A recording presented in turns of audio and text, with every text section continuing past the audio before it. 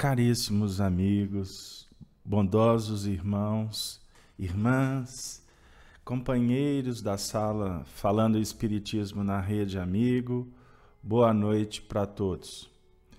Que o Senhor Jesus possa estar conosco em mais esse encontro e que Ele, o nosso Mestre Senhor, venha nos lucificar com a verdade que as nossas almas anseiam nesse momento tão importante das nossas vidas. Abraçamos os nossos irmãos da Fraternidade de Estudos Espíritas Allan Kardec, aqui de Belo Horizonte, como também os companheiros que fazem parte do chat. Para nós é um motivo de muita alegria, principalmente conscientes que procuramos estar, que o trabalho ele é um trabalho em conjunto, que todos aqui que participam têm a sua cota de contribuição, de responsabilidade, porque estamos aqui efetivamente em busca da dinamização do ideal da doutrina espírita, que como uma chave bendita vem nos oferecer as possibilidades de acessarmos os portais da imortalidade pela vivência do Evangelho esclarecido, internalizado e expressado em foro de imortalidade. Portanto, um grande abraço para todos e nós hoje estaremos dando continuidade ao estudo que foi iniciado há 2 semanas atrás com a Revista Espírita do ano de 1858, exatamente com o texto das palestras dos familiares de Além Túmulo. Esse material foi escolhido porque ele encerra para nós pontos muito importantes no que reporta ao estudo dos princípios básicos da doutrina espírita. Allan Kardec, como nós já trabalhamos nas 2 outras semanas e convidamos os irmãos a acessarem a Revista Espírita, vocês encontram na internet, em PDF, que na abertura dessa entrevista, Allan Kardec vem dizer que ele resolveu publicar esse material sem conhecer o médium que recebeu a comunicação e muito menos aqueles que interpelaram o espírito comunicante, mas ele resolveu a publicar por conta do conteúdo que é eminentemente muito importante e está em consonância com todos os princípios efetivamente que a doutrina espírita já vinha apresentando. Porque lembrando que em 1858 foi exatamente o ano em que estava sendo publicado o Livro dos Espíritos, que é a obra básica da doutrina espírita. Então, nós trabalhamos na primeira semana da primeira até a 13ª questão, na última semana da 14ª questão até a 19ª questão. E hoje nos resta trabalhar da 20ª até a 28ª questão. E vamos rogar a Deus que nos abençoe para que a gente consiga atingir a meta, porque ao final eu gostaria de questioná-los, porque existe logo em seguida na Revista Espírita a segunda palestra deste mesmo espírito Mozart, que, diga-se de passagem, também traz aspectos muito interessantes, mas gostaríamos que vocês pudessem decidir conosco se nós devemos continuar ou não o estudo desse conteúdo. Então vamos lá. Nós vamos ler a questão 18ª e a 19ª, já para adentrar na 20ª, que é o início do nosso trabalho de hoje. Então, os interpeladores questionaram assim ao espírito Mozart: nada leva consigo daqui, de baixo, os valores para o mundo espiritual? Resposta: nada, além da lembrança das boas obras, o pesar de suas faltas e o desejo de passar a um mundo melhor. Então, na última semana, nós conversamos um pouco sobre essa questão e fica para nós apenas uma reflexão ainda singela, mas para conectar para aqueles que estavam conosco na última semana e ajudar aqueles outros que não estiveram, mas que, por certo, estão na nossa sala, e a gente vai tentar facilitar o entendimento de todos sem a pretensão de estar ensinando alguma coisa. Porque doutrina espírita é trabalho em conjunto para que a gente possa interpretar, de acordo com as possibilidades, o pensamento de Allan Kardec, o codificador, e do Espírito de Verdade que vem trazer a mensagem do alto. Então, aqui a reflexão é: ao desencarnar, o espírito não leva nada para o mundo espiritual. O contexto aqui vem dizer que o que ele leva é o pesar das suas faltas. Quando ele coloca o pesar das suas faltas, é importante recordarmos que a desencarnação, um fenômeno natural que efetivamente promove o retorno do espírito à pátria espiritual, ao mundo efetivo. Nós, nesse processo, nós entramos diretamente em relação com, vamos tratar aqui como é discutido ao longo do tempo, vamos adentrar num verdadeiro tribunal consciencial, aonde estaremos diante de uma verdade que efetivamente define o nosso estágio na Terra, que for interrompido então pelas vias da desencarnação. Vamos passar como que em revista tudo que nós fizemos. E nem sempre aqui na Terra nós temos uma visão clara do que nós temos feito. Muitas vezes embrenhados na rotina, nos desafios do dia a dia, e pela própria infantilidade e ausência de reflexão, de meditação, nós costumamos caminhar sem entender, muitas vezes, as nossas opções, sem compreender com clareza aqueles caminhos que optamos que vão, consequentemente, nos levar a desilusões, ou mesmo quando felizes, sonhando, podemos estar optando por alguns projetos que efetivamente não vão edificar a nossa intimidade. Enfim, estamos na Terra em constantes desafios da descoberta e ao mesmo tempo da realização do que nós propusemos a fazer. Ao adentrar no mundo espiritual, o véu é levantado e estaremos diante da verdade. Então, o Espírito aqui vem dizer que o que levamos é o pesar de suas faltas. Por que ele fala o pesar? Porque o que pesa mais mesmo são as nossas dificuldades. E também o pesar, porque também aqui acaba classificando um pouco do mundo em que nós estamos vivendo, não é?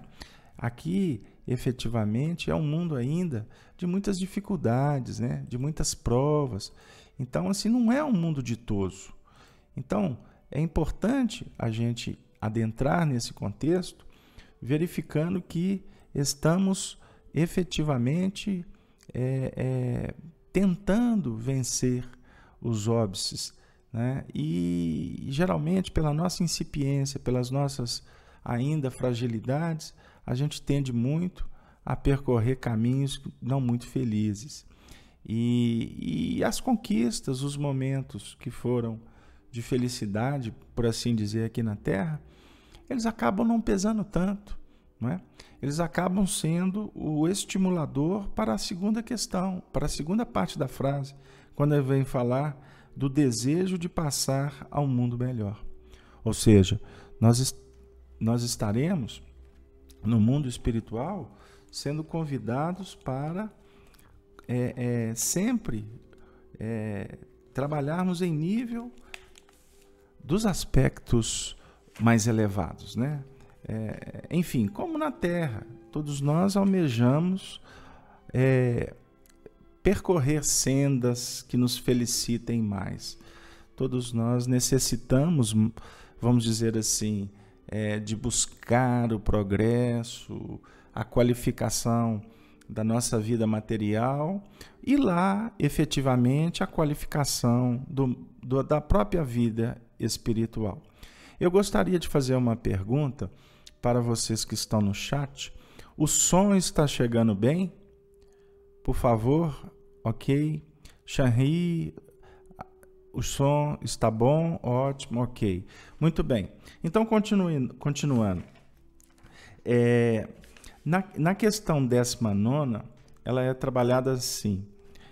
Abarca ela, no caso a alma, num relance retrospectivo, o conjunto de sua vida passada?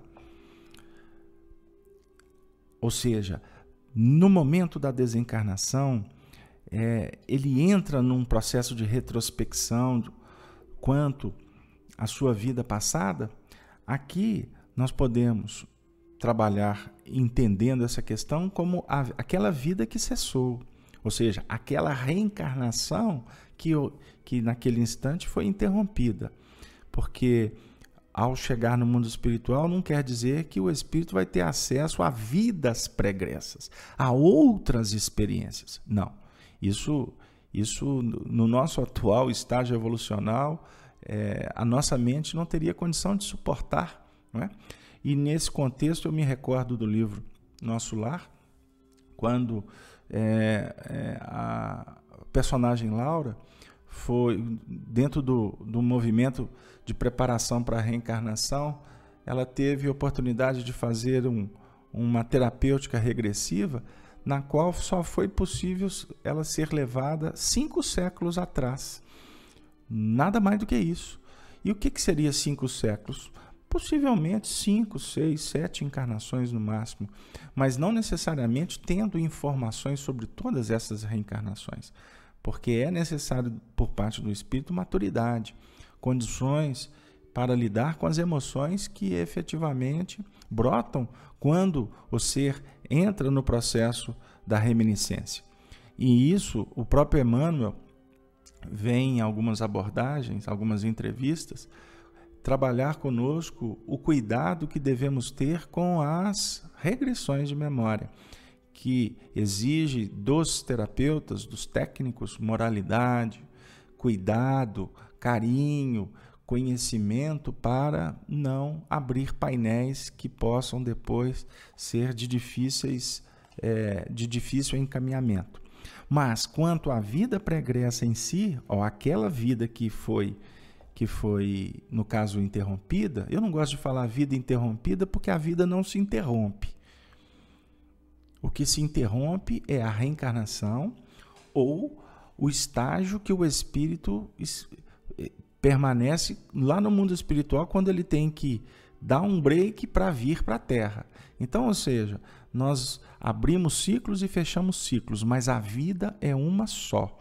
Por isso é que nós falamos em doutrina espírita sobre um dos princípios fundamentais, que é a imortalidade da alma, que, diga-se de passagem, um dos princípios de todas as religiões espiritualistas. O que vai diferir de uma religião para outra são as doutrinas que vão explicar ou não o mecanismo que antecede a reencarnação e o mecanismo que vai efetivamente definir o pós-reencarnação, que em algumas religiões não se trata como reencarnação, mas sim como encarnação, como se o espírito viesse aqui apenas uma vez. Nós respeitamos, mas discordamos em profundidade, porque um dos princípios fundamentais não só da doutrina espírita, mas como a lei dos mundos é o princípio da reencarnação e do progresso, e, consequentemente, da lei de causa e efeito. Continuando, a questão 20ª. No caso, a alma, ela entrevê o objetivo da sua vida terrena e o significado? O sentido dessa vida, assim como a importância do destino que aqui se cumpre em relação à vida futura? Nem sempre. Nós gostaríamos até de tentar explicar a pergunta, que é um pouco longa, mas o nosso tempo não nos permite, diferentemente da didática que a gente usa na transmissão das sextas-feiras, quando fazemos o Livro dos Espíritos ao vivo. onde a gente destrincha com mais cuidado, com mais paciência. Mas na nossa sala aqui, eu peço perdão para vocês e convidar vocês a acessar os textos para que vocês possam verificar melhor. Mas o que vem para nós como ideia fundamental é a seguinte: quando, ao despertar no mundo espiritual, o que vai efetivamente preponderar no que reporta ao entendimento do significado do que foi a sua vida terrena, o sentido dessa vida que fora interrompida estará na relação direta da maturidade do espírito, do seu nível de entendimento. Porque há situações em que o espírito desencarna e no mundo espiritual ele permanece ainda vinculado à terra, às rotinas que ele deixou. Ele ainda costuma não entender que desencarnou, ou ao chegar no mundo espiritual, em face os seus desalinhos psíquicos, ele permanece no mundo espiritual em dificuldades, né? Ele permanece na inconsciência, pode permanecer na enfermidade mental, enfim. Cada caso é um caso, não tem uma regra definida uma regra igual para dois espíritos. Cada um de nós, pela nossa própria individualidade, o nosso livre-arbítrio, a nossa forma de ver, nós vamos viver experiências diferenciadas.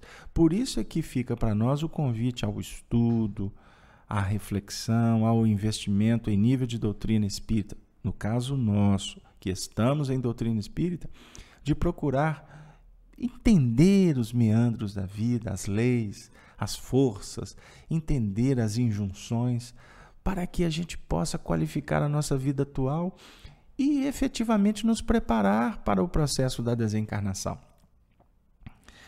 E eu gostaria de dizer para vocês, eu não quero desencarnar agora.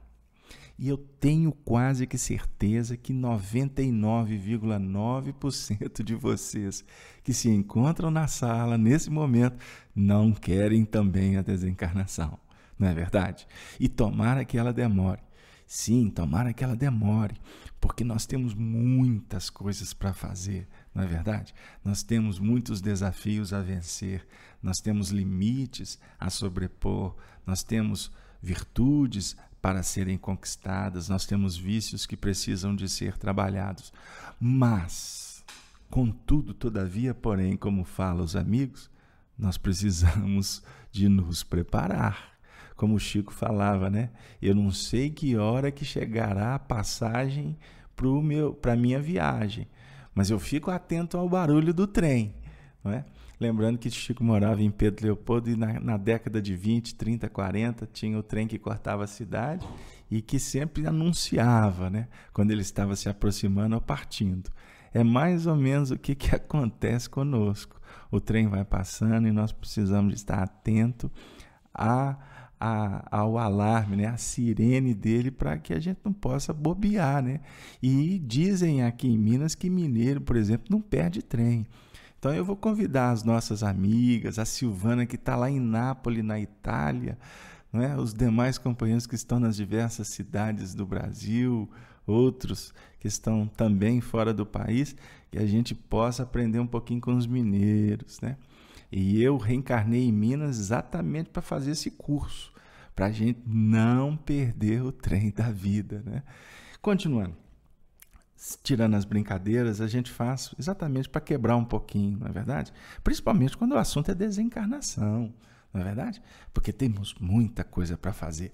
Mas se a desencarnação nos visitar, tenhamos tranquilidade. Essa é a primeira dica. Procuremos paz no coração pelo dever cumprido em cada instante da nossa jornada.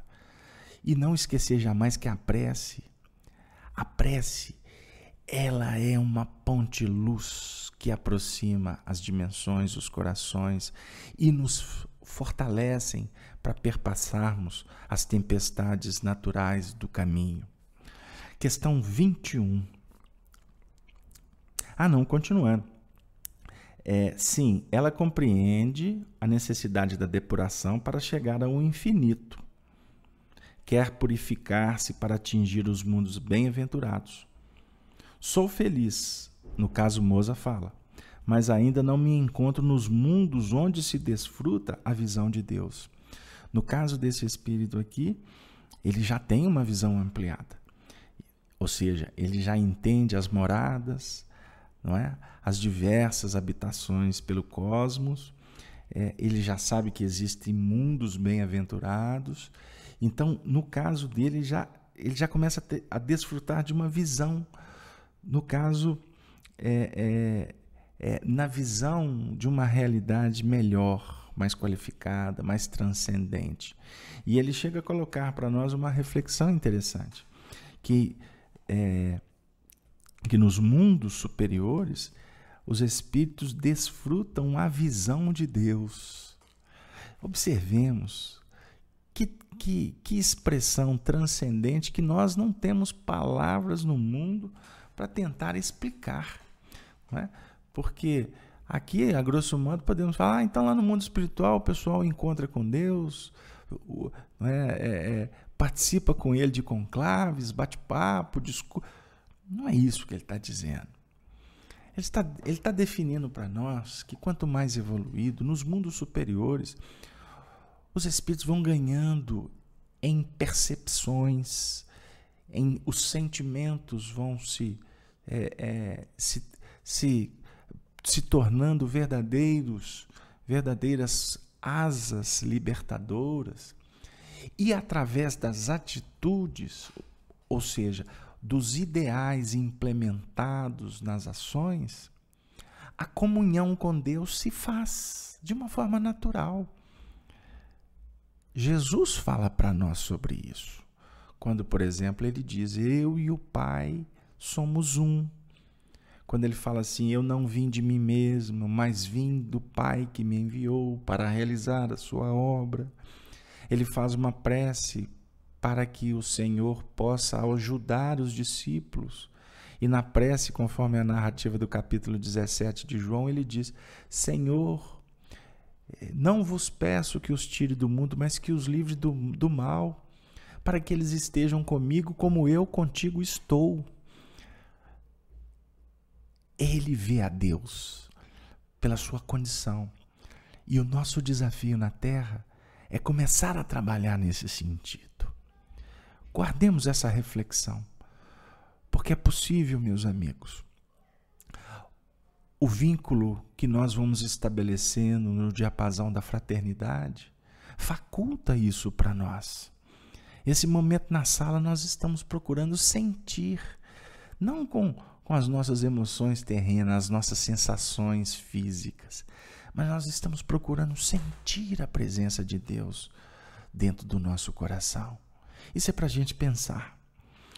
E para continuar, porque o tempo está voando numa velocidade estrondosa, na pergunta 21 é definida assim: existe na vida futura uma hierarquia dos espíritos? Qual a sua lei? Aqui nós vamos nos remontar ao Livro dos Espíritos, quando Allan Kardec faz um estudo maravilhoso sobre a escala espírita. E quando o assunto é escala espírita, hierarquia, é importante a gente fazer uma reflexão. Eu bato muito nessa tecla. A gente observa que onde há hierarquia do bem, aonde há organização, aonde há planejamento, aonde há ética, aonde há respeito, aonde há equilíbrio nas decisões, a gente observa que o projeto tem tudo para dar certo. Por quê? Na escala espiritual, sempre o inferior terá a oportunidade de conviver com o superior. E aquele que é superior para ele, na realidade, é inferior a um outro. E ele que é inferior dentro dessa análise é superior a um outro que se encontra na retaguarda. Agora, superior em que nível? Nós temos que tratar em nível espiritual das questões morais, da inteligência, da sabedoria, das virtudes. Então, é óbvio que no mundo espiritual, a organização, por lá ser um mundo superior ao nosso, a organização é vigente, é itinerante, é permanente. Para não dizer, a organização é eterna.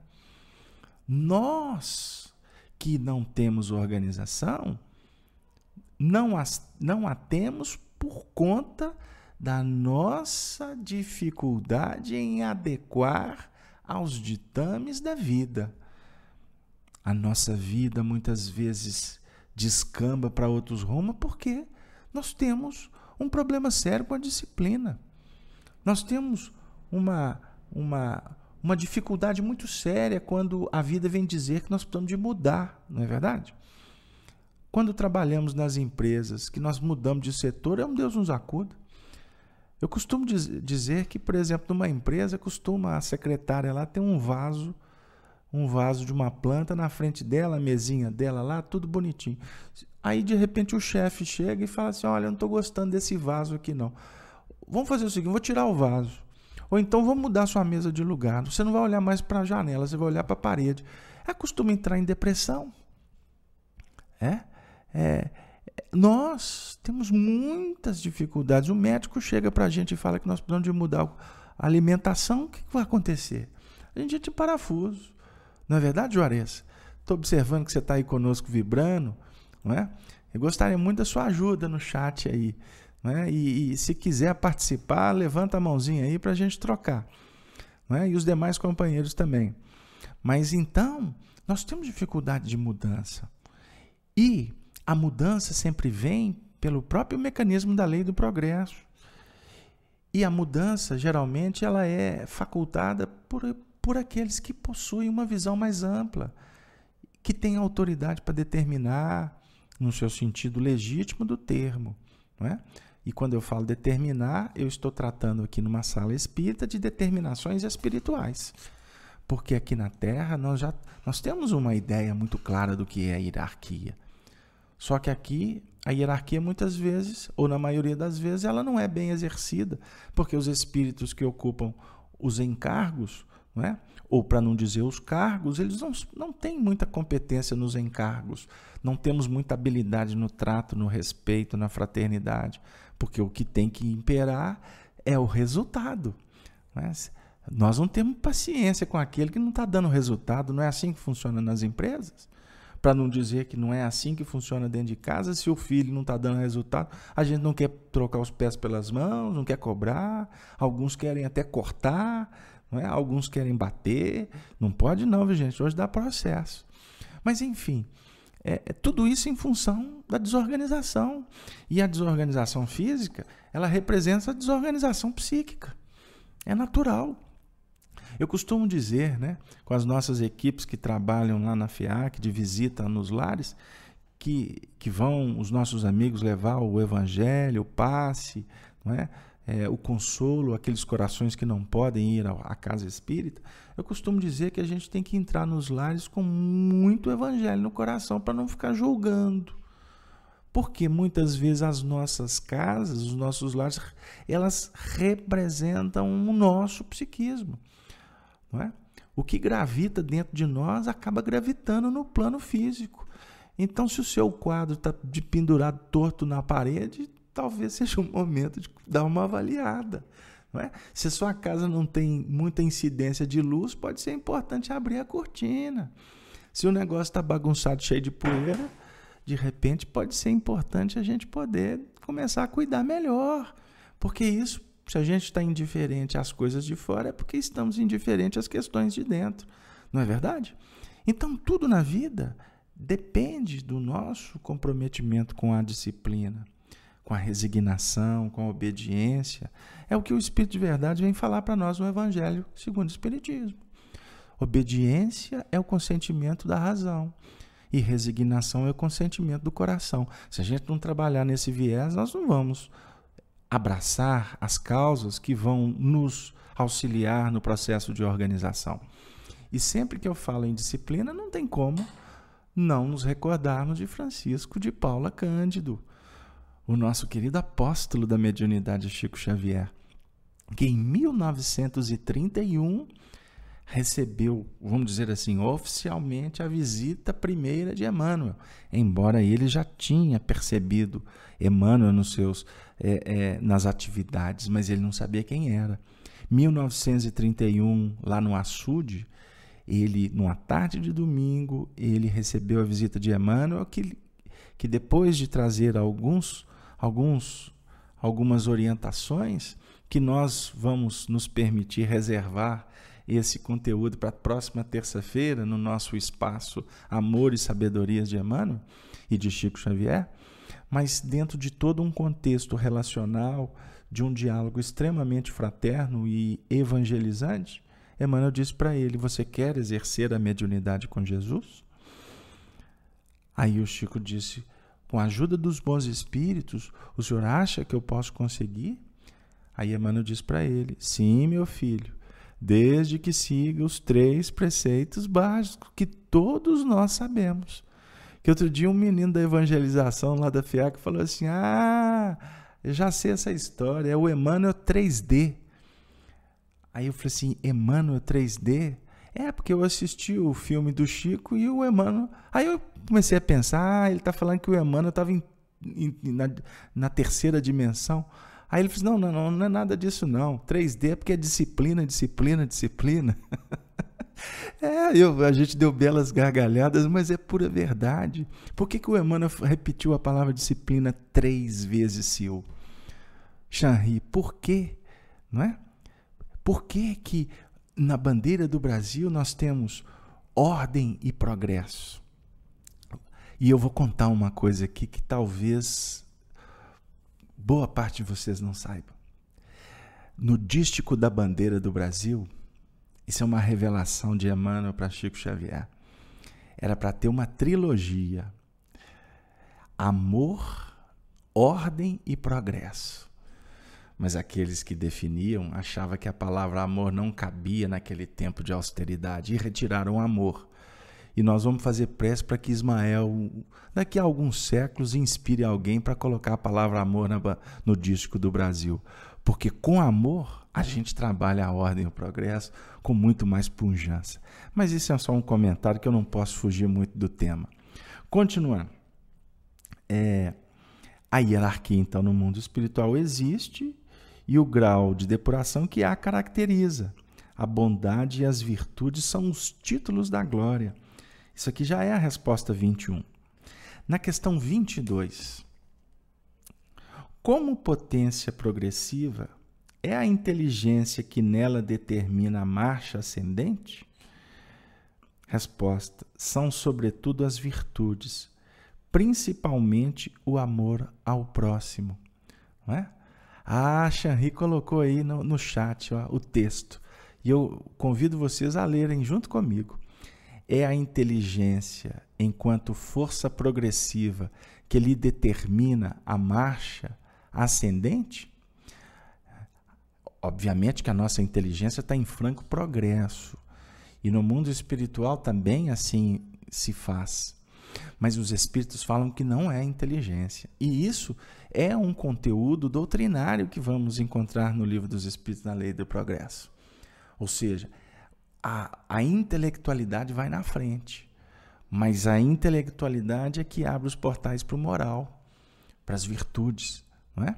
As virtudes, o amor ao próximo acima de tudo, ou seja, é o amor que efetivamente nos liberta para a ascese eternal, para o contributo real das aquisições para o reino de Deus. Filosofamos, trouxemos alguns termos evangélicos, mas na realidade, em essência, é assim. Amando, e o amor pressupõe trabalho, porque amor não é projeto, não é? Embora alguns falam que amor é sentimento, nós gostamos dos filósofos que tratam o amor como um grande projeto que depende da sua realização. Então, o amor é força que sustenta o universo. Então, se é força, que sustenta é força dinâmica. Então não tem amor só de palavras. Aliás, palavras expressam emoções, não é? E tem muitos românticos, apaixonados, que são catedráticos nos discursos. Mas depois que passa um certo tempo, ele esquece de ser o cara, como fala o Roberto Carlos, né? Porque o cara do Roberto Carlos é o romântico, a moda antiga, do tipo que ainda manda flores sempre. Gostaram aí as nossas irmãs, que nós lembramos aqui do Bebeto? Pois é nesse nível, que não é projeto apenas de fala, de idealismos, de rascunho na mesa, no papel, cálculo. É a realização. E na realização é que nós vamos criando habilidade e desenvolvendo virtudes. Não é? A Chanri está falando que esse cara sou eu. Ô, Chanri, puxa vida, que Deus te abençoe para ser sempre assim, em todos vocês. Porque no nosso mundo atual, nós estamos carentes de carinho, nós estamos carentes de respeito, nós estamos carentes do incentivo, nós estamos carentes do conselho, nós estamos carentes da presença, e por isso que estamos estudando doutrina espírita, para suprir a carência realizando, porque nós achamos que o negócio que as coisas boas venham de fora para dentro, e na realidade não é assim que Jesus ensina. Ele define para nós que é amando efetivamente é que nós vamos conquistando, não é verdade? É amando que você granjeia amigos, granjeia corações, é sendo solidário, participativo, ativo,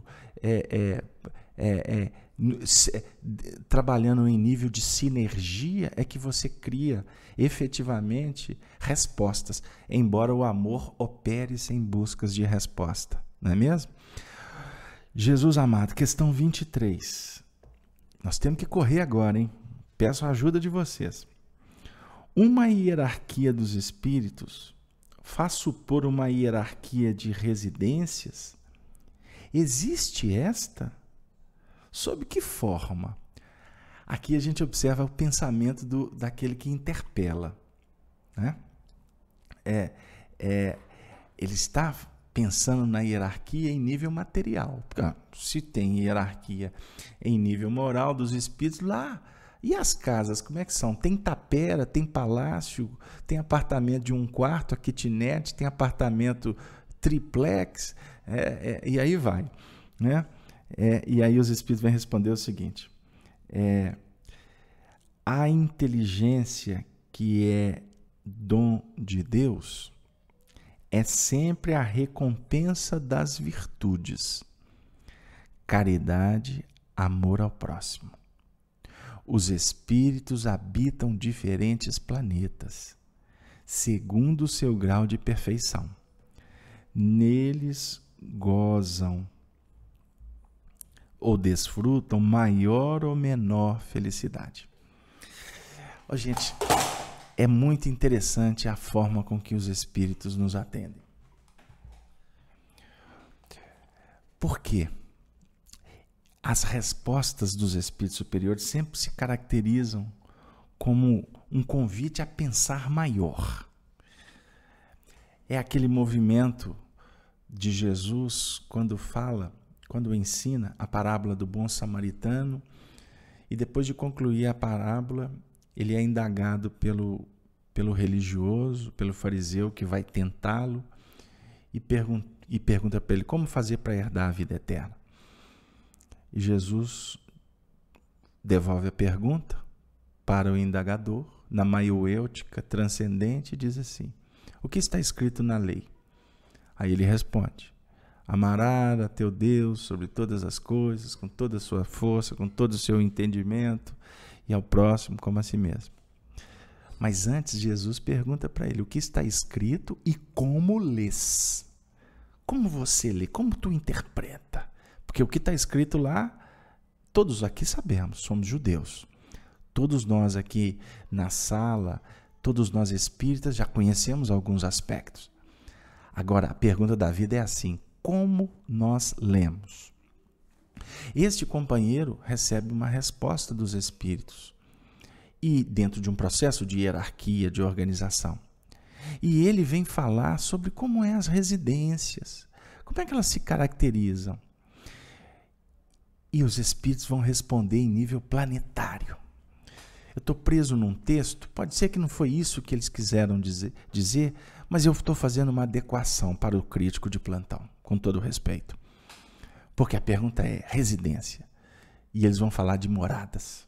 Na casa de meu pai há muitas moradas, disse Jesus no capítulo 14 de João, no primeiro versículo. O universo é a casa do Pai. As moradas são os planetas, os sistemas, não é verdade? As cidades espirituais. Mas nós sabemos das moradas da alma, que é um nível de percepção mais profunda. E nós vamos habitar aquela que nós estamos compreendendo-a como aquela que queremos para nós. Como assim, caso aberto? Nós estamos em busca de um mundo melhor. Mas não adianta a gente ficar apenas filosofando, sonhando. Nós precisamos fazer jus a esse mundo. E como nós podemos perceber esse mundo? O mundo da paz? O mundo do menor esforço? Ou o mundo da pacificação e do trabalho? Sendo que a paz se torna prêmio para o bom combatente. Enfim, os Espíritos vêm falar para nós que existem infinitos caminhos, infinitas moradas. Mas é necessário nos depurarmos, não no sentido de movimentos periféricos, de práticas religiosas. Você não vai para o mundo espiritual porque você fez apenas uma prece. A prece pode ajudar, suavizar, pode nos auxiliar na conexão com aqueles que estão em outras faixas. Mas depois nós vamos ter que voltar para o ambiente do nosso trabalho. Não é verdade? E nesse momento chega à nossa retina psíquica aquele instante de Jesus no Calvário com os dois companheiros que a história registrou-os como ladrão. Dois ladrões. O bom e o ladrão perverso. Não é que na realidade são muitas vezes aquelas expressões psíquicas nossas de querer viver no menor esforço. E por isso nós roubamos tempo, nós roubamos oportunidade, nós tiramos. E na realidade nós precisamos de colocar, nós precisamos de doar, nós precisamos de investir. Porque quando você investe, quando você trabalha, quando você se organiza, você se adequa à sociedade, você se torna um bom cidadão. Não é verdade? Por isso que juridicamente, quem não trabalha, afirmou um jurista para mim essa semana, quem não trabalha quem não está tendo atividade nenhuma, está, por exemplo, sonegando, ele está deixando de dar o seu contributo para a sociedade. Então, juridicamente, ele pode ser tratado até como um contraventor. Eu fiquei assustado quando eu escutei isso, porque a gente sabe de muitos que não conseguem trabalhar, estão vivendo dificuldades, mas o jurista não estava falando deste, que está lutando e não está conseguindo. Ele está falando daquele que não quer e se furta mesmo. Então, naquele momento, eram dois. Um não compreendeu e o outro disse, Senhor. Ele entra na sintonia da justiça e da verdade. Ele reconhece a autoridade espiritual de Jesus e suplica, Senhor, quando chegares no teu reino, leva-me contigo. E o que Jesus disse para ele? Ainda hoje estarás comigo no paraíso.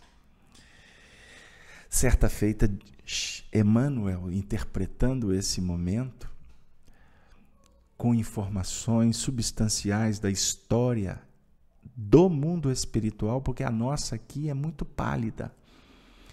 Emmanuel disse que Jesus não afiançou para ele que ele permaneceria no paraíso. Ele iria ao paraíso, sim, Mas não é porque Jesus ia levá-lo.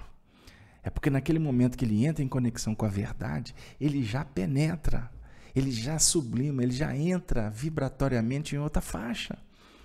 Só que ele entra por ideal, ele entra por prece, ele entra por sonho, mas ele não pode permanecer porque ele não tem fôlego.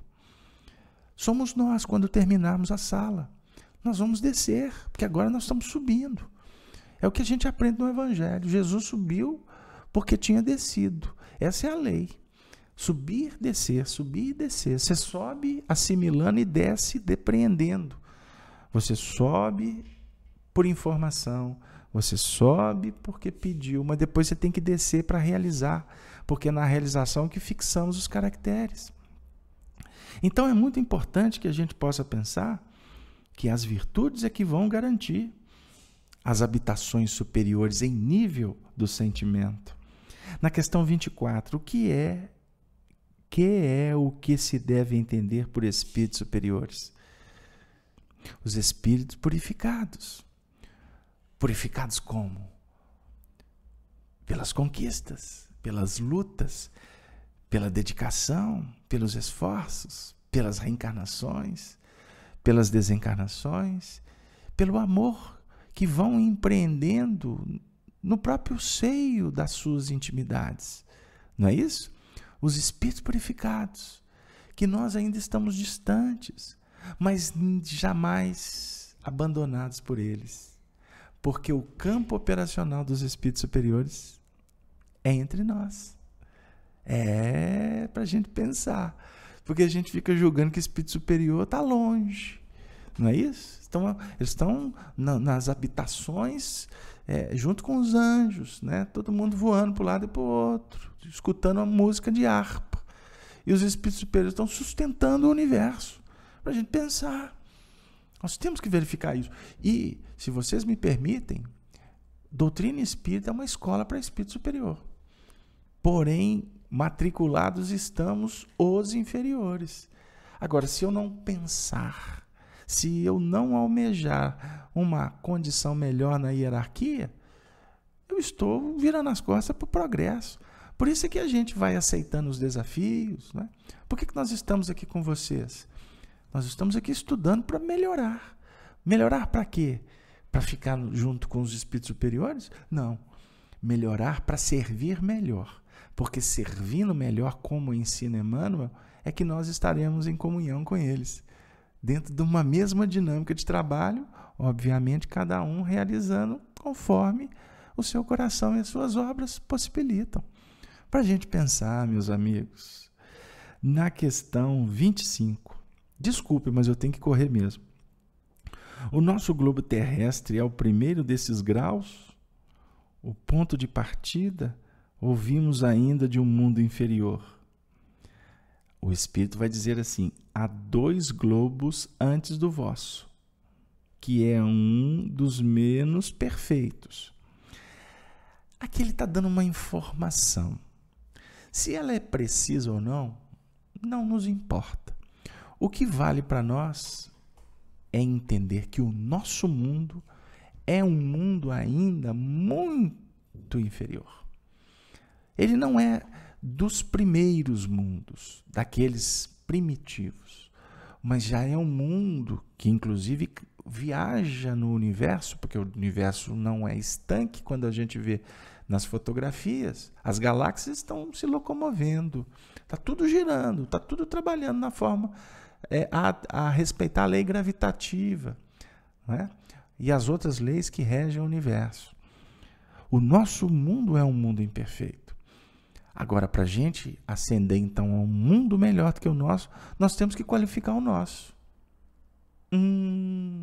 Carlos Alberto, não tinha pensado nisso. Pois é, eu já tinha pensado algumas vezes, mas o problema é que na hora de pôr em prática a gente ainda come a banana e joga a casca para fora do carro. Não é verdade? Nós ainda buzinamos quando o trânsito está engarrafado. Nós ainda poluímos. Nós ainda aquecemos. Nós ainda criamos dificuldade na nossa atmosfera psíquica e automaticamente para a nossa atmosfera espiritual. Então, observe o trabalho gigantesco que nos compete. Cuidar dessa morada íntima, que ela é de responsabilidade de cada um. Cada um de nós somos um Cristo dentro da nossa dimensão. Cada um de nós somos deuses. Agora, perante o Cristo, nós somos irmãozinhos dos mais infantis. Não é? Que a evolução dele, como define Emmanuel, se perde na noite, na poeira dos sóis. Não é? Aí ele está falando de tempo de vida de estrela. Como é que nós vamos discutir esse assunto?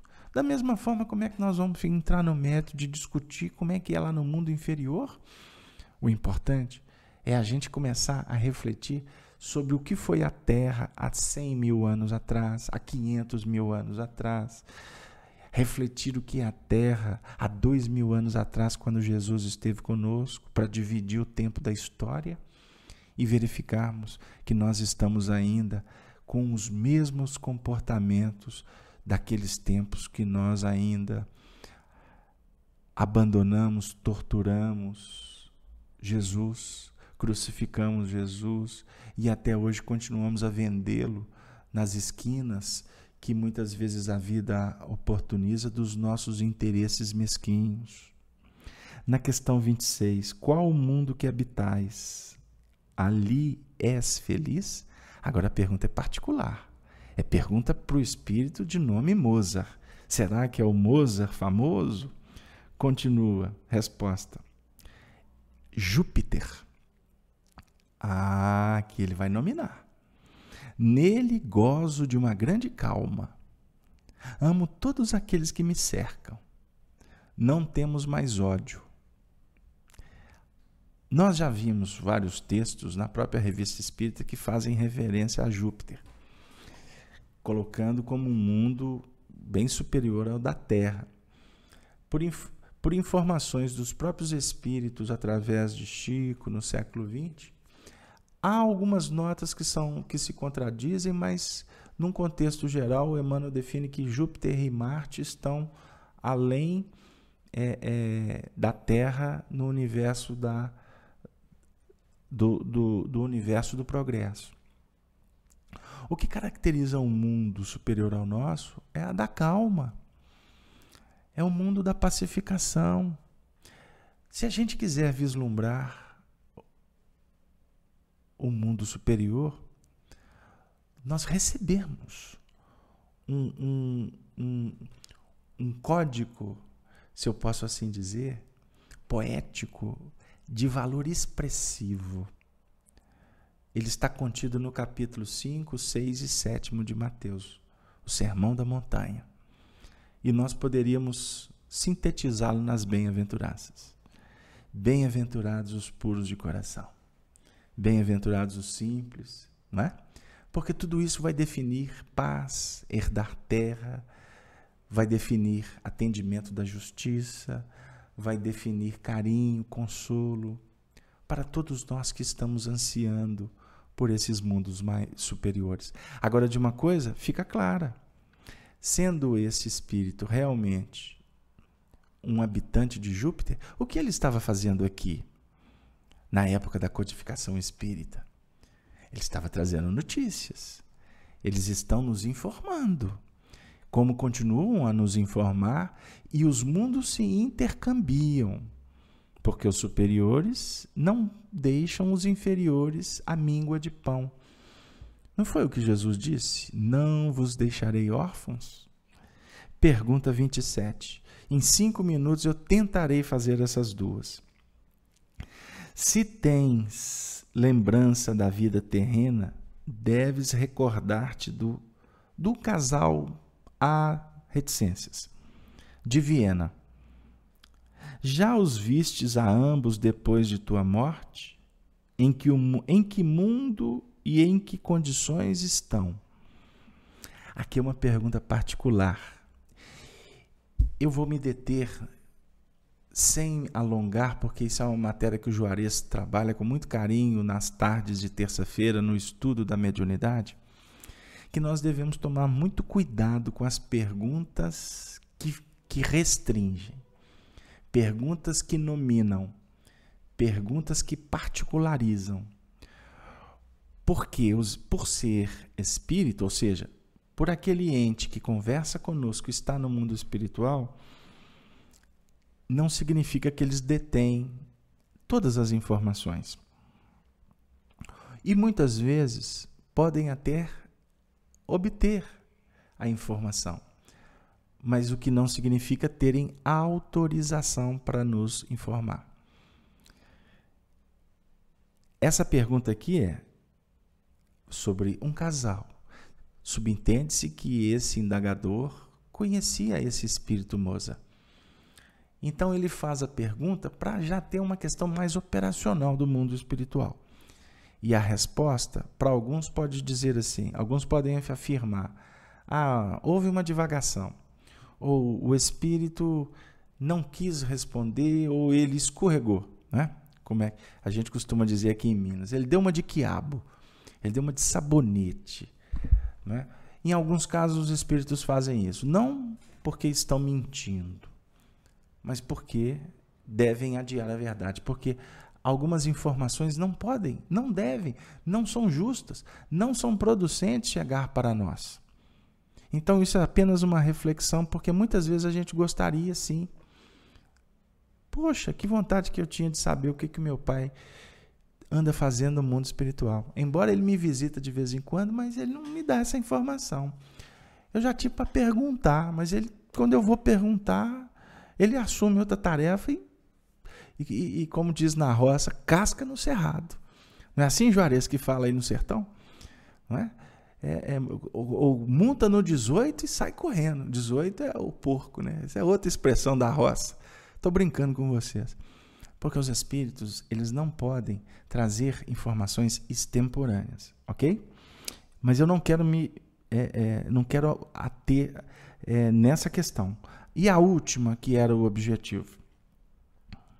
Por uma única palavra, indicativa de um fato capital de tuas vidas, e que não poderás ter esquecido, podes fornecer-me uma prova certa dessa recordação?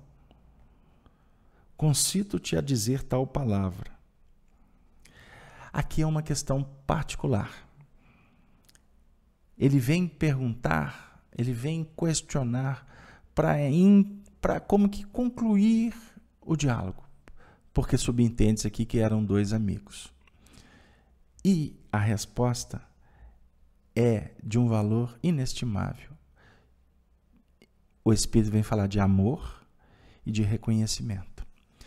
Quando uma entidade, estando na Terra ou no espaço, opera em nome da gratidão, ela já traz para nós indícios de uma certa elevação.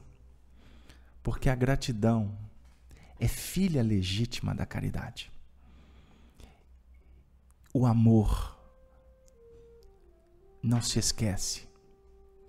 Por isso, devemos investir, meus irmãos, sem medo, sem temor, sem hesitação, no projeto chamado amor.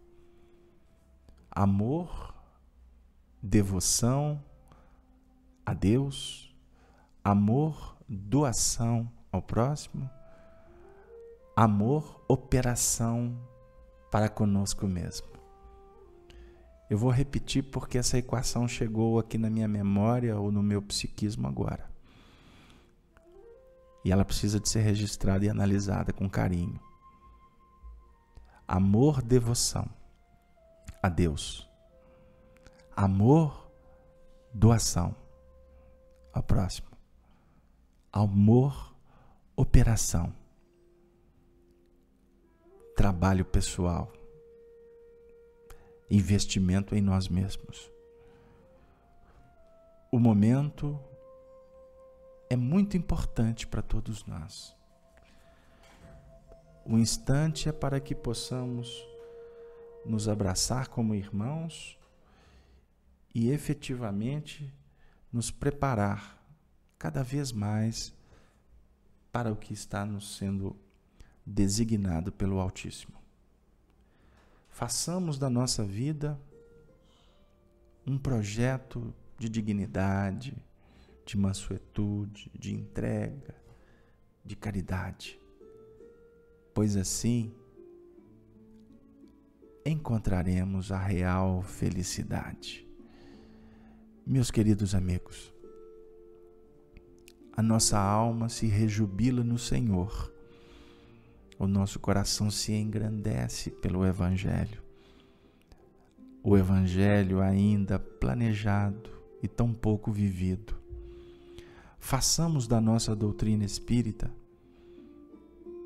um manancial para que o Evangelho seja internalizado e divulgado pelas nossas atitudes, como fizeram os avatares, como realizaram os expoentes, como construíram os médiuns que trabalharam com Kardec, os seus amigos que fizeram parte da Sociedade de Estudos Espíritas de Paris, como laboraram os companheiros do movimento espírita dos primeiros tempos no Brasil, Caibar, Bittencourt, Bezerra, tantos dos primeiros tempos, os nossos companheiros de movimento espírita do século XX, Ana Prado, podemos lembrar de Ivone, de Chico, do nosso querido Divaldo, que ainda se encontra conosco, de um cortejo de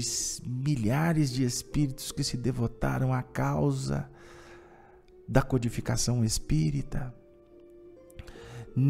o nosso querido Francisco de Paula Cândido, que foi um embaixador do mundo espiritual superior, e só o fez por entrega, por dedicação, em sintonia com aquele que era o seu benfeitor e que se torna um grande evangelizador do movimento espírita e do grande território brasileiro, porque um dia iremos reverenciá-lo como o primeiro apóstolo que aqui pisou para falar de Jesus, quando ainda morejávamos como indígenas ou como gentios, distante das necessidades de entrega espiritual. Estes corações descem do zimbório como estrelas cadentes para nos iluminar no sentido dos seus exemplos, para que nós possamos sair de nós mesmos e integrarmos o cortejo do Espírito de verdade. Chegou o momento que devemos ouvir a palavra contida no Evangelho segundo o Espiritismo, na codificação, na revista espírita, dos benfeitores, mas não ficar observando-os como seres distantes. Chega o momento em que nós estamos sendo convidados para integrar nesse grande agrupamento e trabalhar para Ismael no Brasil, trabalhar para Jesus no contexto planetário e, acima de tudo, entrarmos em comunhão com Deus para trabalharmos por nós mesmos. Queridos amigos, bondosos corações, irmãos, eu vou designar, suplicando a coordenação, que durante a semana defina se devemos continuar com a segunda palestra deste mesmo Espírito, pois ela contém nada mais, nada menos do que mais 37 questões. E nós temos percebido que cada uma dessas respostas poderia ser um só estudo, poderia trazer para nós um manancial muito rico para que possamos trabalhar, cuidando, burilando essa joia rara chamada o próprio coração. Que Deus nos abençoe, que Jesus esteja conosco, que Maria Santíssima nos inspire cada vez mais a sermos bons maridos, boas esposas, bons filhos, bons amigos, bons trabalhadores, sermos bons irmãos do seu Filho maior Jesus, trabalhando em nome dele, hoje, agora e por todo sempre. Que assim seja.